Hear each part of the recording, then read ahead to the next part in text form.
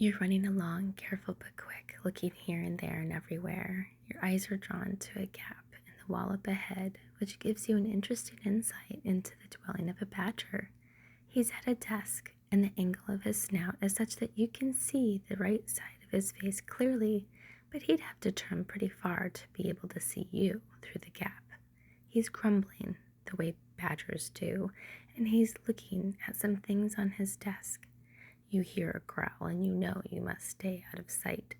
He looks into a mirror that's as big as his head, and he rolls some sort of cigarette-looking thing on the desk, still growling and mumbling and grumbling. He rolls it around a few more times, and then he taps the cigarette against a black jewel or stone or something that's laying in front of the mirror. The jewel puffs up the way a marshmallow does when it's been near a campfire. He uses his badger claws and brings the puffy jewel, which is now about the same size as his paws, up to his badger mouth, and he breathes it in. You feel some relief as the low growl that has become almost normal to you stops momentarily while he's breathing in. As he puts it down on the desk by the mirror, the mumbling growl starts again, and he keeps looking in the mirror. The badger holds his breath and pushes while he grips his closed-up snout. He looks like he's trying to pop his ears or something, and suddenly his badger face begins to pop out in some key places. He does it a few more times, and you can't blink because right before your eyes, he begins to look like a puppy. His hair changes color, his black slanted eyes change color and shape, and he coughs a few times. Even his voice sounds softer. He's like a whole new likable creature now.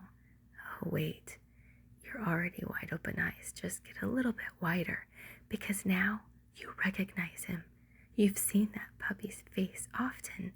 That is actually a very familiar puppy to you, and that's why the low grumbling growl also seems so normal. Thinking back quickly now, you kind of might have maybe already known somewhere in the back of your mind that that puppy was not like other sweet puppies.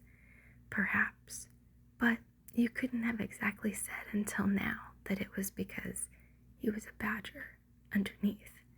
You wonder what you'll do when you see him next, now that you know that that puppy is a badger with a mask. Have you ever met someone who acted one way in front of others, but very differently when they thought no one else was watching? What are some ways that you can protect your heart and feelings when you know someone is pretending to be something that they're not? What could you do to keep yourself safe? You're doing amazing already. Just stay courageous, my love.